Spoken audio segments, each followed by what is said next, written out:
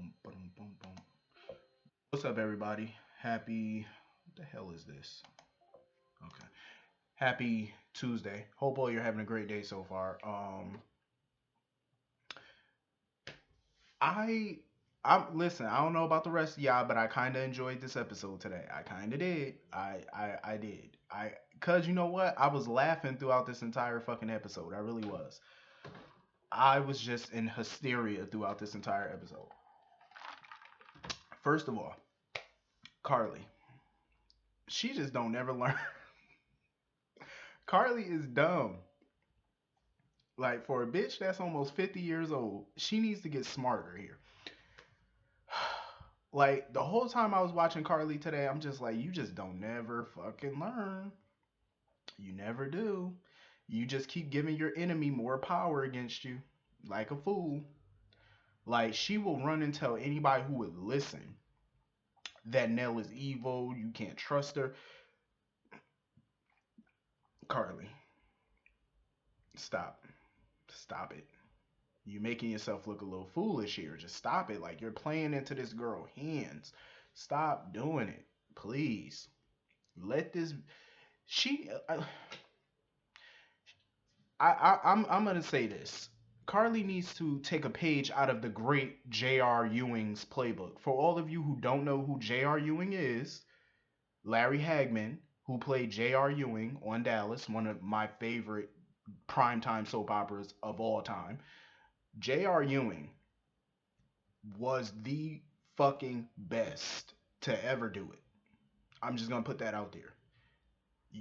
Let me tell you something. People like Stefano Demira, Victor Newman, Helena Cassadine. Let me tell you something. Jerry Jack, they don't have shit on J.R. Ewing. I'm gonna tell you that right now. You want to talk about a villain and a straight up asshole? Look up J.R. Ewing. I'm gonna tell you right now. J.R. is the best who ever did it. R.I.P. to Larry Hagman, the best, absolute best. Let me tell you something. Carly needs to take a page out of JR's book. JR dealt with his enemies in a simple way. He would let them think that they had him beat. And usually when he does that, he's setting them up because he knows that when they think that they beat him, that's when they make a mistake. And that's when he takes them down. Carly needs to take a page out of that playbook. She needs to let Nell think she's won. You know what I'm saying? Let her get comfortable. Because she's going to drop her guard. She's going to do that. And she's going to make another mistake. This time it's going to be a costly mistake. Then that's when you pounce on this bitch. That's how you handle your enemies.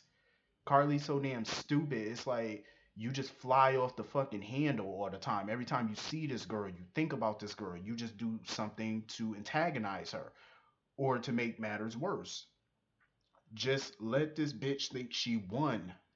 Carly need to be a lot smart. Like let me tell you something. Carly is an OG. And Carly is very manipulative. She needs to channel that right now. Like how Carly used to be back in the day, she needs to channel that shit now. I'm just saying, because remember, Carly was a schemer when she first came to town. She was basically just like Nell. But she has matured a little bit over the years. She needs to channel that back in the day, how she was back then. She needs to channel that shit now. Or take a page out of JR's book. Do something right now, I'm telling you, because she keeps going about this situation all wrong. And that's why she keeps coming up with nothing as a loser. That's how she keeps coming up because you keep going about this the same way with the same result. You can't get a different result by approaching a situation the same as you always do. You're going to keep getting the same results. You want a different result, you want a different outcome, change your strategy. That's what I kept saying for months about Carly. Change your strategy. She just will not do it. I said, well, I don't know what else to tell you.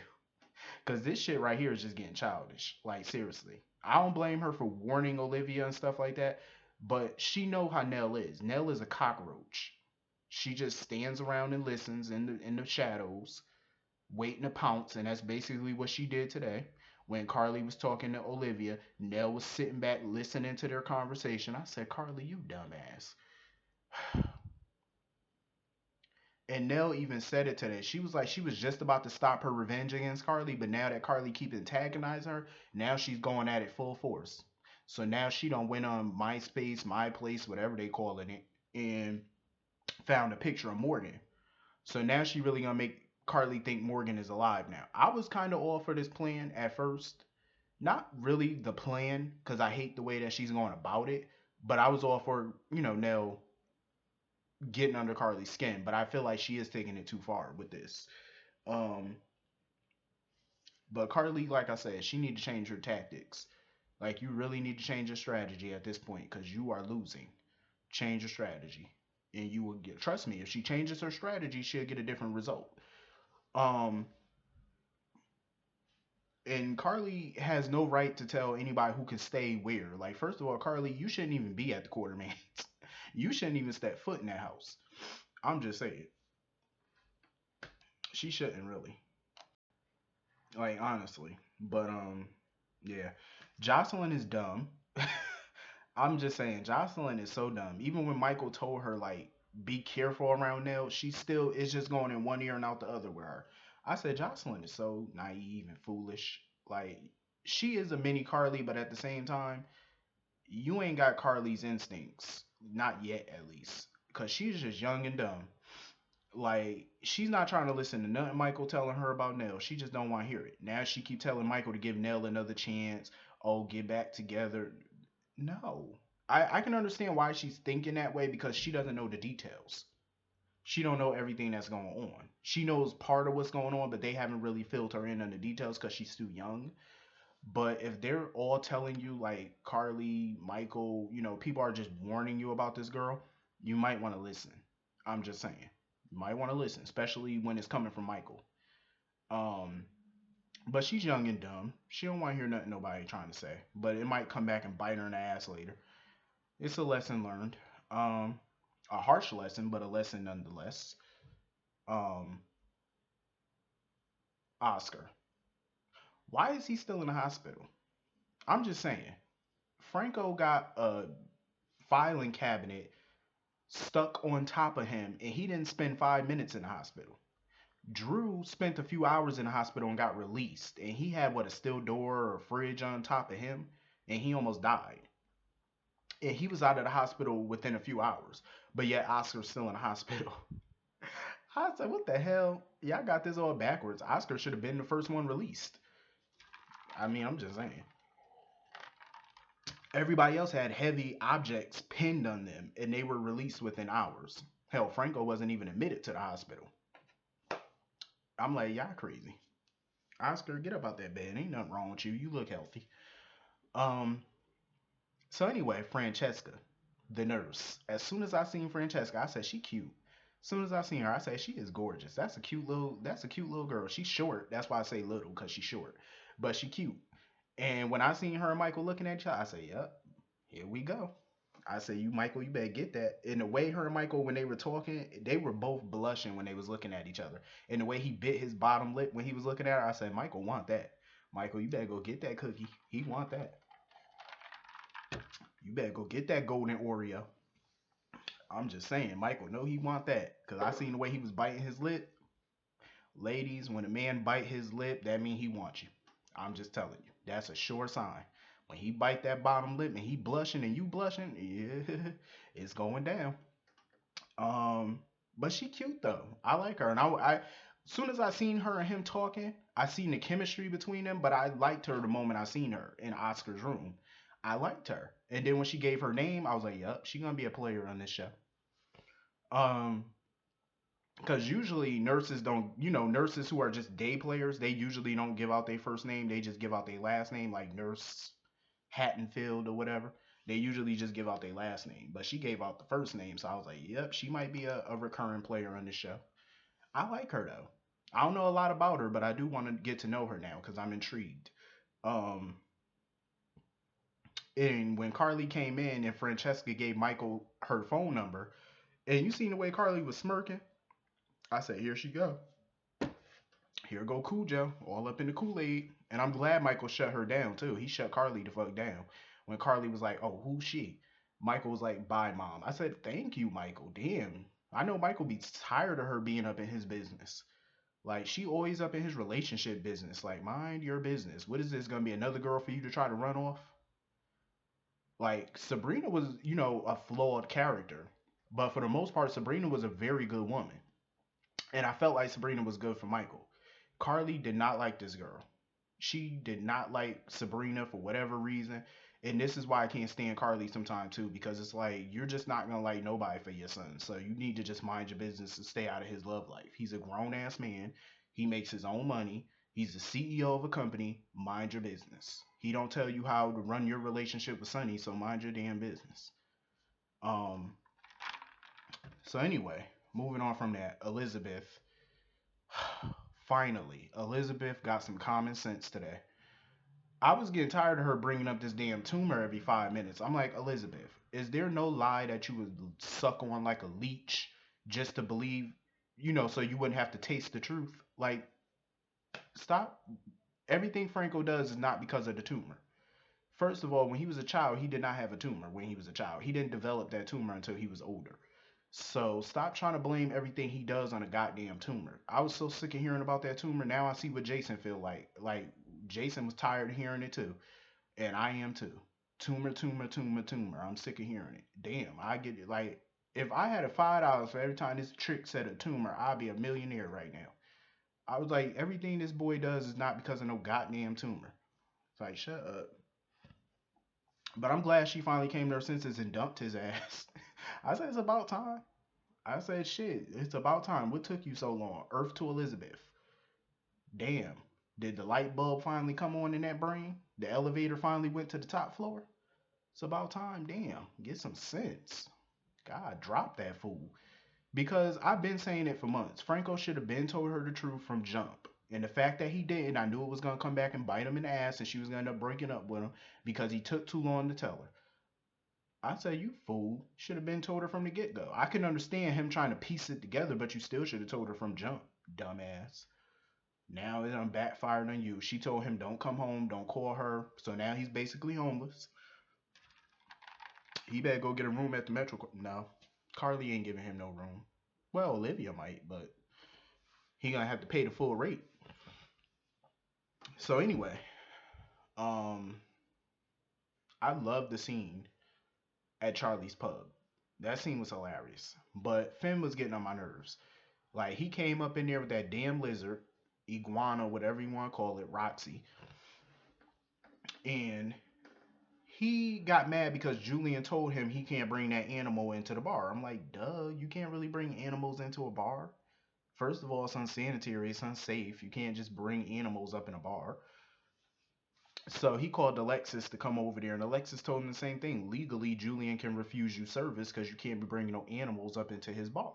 I said, exactly. Who does that? So he got mad and punched Julian in the face. 'Cause I guess Julian was trying to take Roxy out of the bar or whatever. So he punched Julian in the face. I said, you dumbass. That was so unnecessary. So Detective Chase came up in here, and I had to pause real quick. I was like, why is the detective coming over just to break up, just to deal with an assault charge? Usually uniform cops handle situations like this, but it was all a plot point, of course. The writers, I have to applaud the writers because they finally did something I've been begging them to do, which is be a little unpredictable. You know what I'm saying? Stop being so predictable. And the unpredictability of today's episode was number one, we got Francesca, Michael's hopefully soon to be new boo. Then we find out Detective Chase is the younger brother of Hamilton Fenn. I said, shut the fuck up. He's the brother. I loved it because it was so unpredictable. I didn't see this coming. And usually I see a lot of shit coming that they do on the show because they hint about it too much. But I did not see this coming. Detective Chase and Finn are brothers. I said, well, shut the front door. Um, I'm intrigued now. I need to know the backstory about them because they seem like they might have been estranged, maybe. I don't know, but I want to know what the hell. How are y'all brothers? Are y'all half brothers? I want to know. Like, I just want to know the tea. So I'm interested in this. Finally, writers, you got me interested again. Thank you. You finally did one thing I asked you to do, which is be unpredictable, which you were. So you get kudos from me. Um, So I like the fact that even though that's his brother, he still upheld the law and arrested his ass. See, this is what I'm saying. Dante and then be trying to act like Detective Chase is biased or he's unsympathetic. This man is doing his job. Hell, he just arrested his own brother. Like, come on, he follows the law. That's what you do. When you sign up to be a cop, you follow the law. You know, you ain't like these other cops out here that bend the rules for their friends or their family. Nope, he locked his own brother up, and I applaud you for that. Um, so yeah, he arrested him, and like I said, I want to know the backstory about Finn and Detective Chase. So anyway, um, apparently we find out that Jim Harvey is about to be a billionaire because what he was drilling for, which caused the earthquake, was natural gas. So natural gas is major because you know natural gas, you know, like alternative gas and stuff like that. Um, that's the new thing. Because remember back in the 80s and stuff, you know, people like the Ewans and in real life, everybody made billions off of oil. Now it's all about natural gas and this, that, and the third. So gas is a major thing now that people are making billions off of. Back then it was oil. Now it's gas and hydrates and all that other stuff. So that's what he was drilling for. So now Curtis and Jordan are investigating that. I want to see more from Curtis and Jordan on the romantic side. You know what I'm saying? Because we see them flirting with each other, but it's usually over a case and stuff like that. I want to see them more on the romantic, like going out on dates, you know, being more like a couple instead of colleagues. You know what I'm saying? Like, I really want Curtis and Jordan to be a super couple on this show. You know, I really, really do. And I think they can if the writers would write them differently instead of always working on a case together. Like, let me see their romantic side. You know what I'm saying? Like, date nights and, you know, just the more romance with them and less, you know, investigations. You know what I'm saying? Like, have a balance of it. You know what I'm saying? Investigation one day, date night the next day. You know what I'm saying? They're a couple. I want to see more couple things from them, not just working on a case. Um, so I think that's everything in this episode. I think it is. If I forgot something, hit the comments, let me know. But I will see all of you. Oh, let me just say this real quick before I go. Because somebody keep hitting my comments asking me to review The Bold and the Beautiful. First of all, I don't watch The Bold and the Beautiful. So I would probably never review that show because I don't watch that show. I keep up with it here and there, like I read about it or whatever. I just was never a big fan of B&B because to me it's nasty. There's a lot of incest on that show. Father-in-law sleeping around with the daughter-in-law, stepbrother messing with the stepsister. This one, it's just nasty. Like I can't. I would never. You know, sister-in-law dating a brother-in-law, marrying the brother-in-law, divorcing him, going back to the other brother. It's disgusting. Like no. Uh-uh. I'm sorry, but I would never review that show ever. That show is just it's nasty. The only character up there that I like is Dollar Bill. That's it. Dollar Bill Spencer. That's it. Dollar Bill is one of my favorites. But beyond that, I wouldn't review that show. It's disgusting. But anyway, hit the comment section. Let me know how you felt about today's episode, and I will see you all. I think tomorrow. I don't know if I'm reviewing tomorrow. I gotta look at that episode because it didn't really look interesting. Because I see Sam, Jason, and Drew, and I ain't too interested in that, or Peter for that matter. But we'll see. I'll see y'all later. Have a good day. Peace.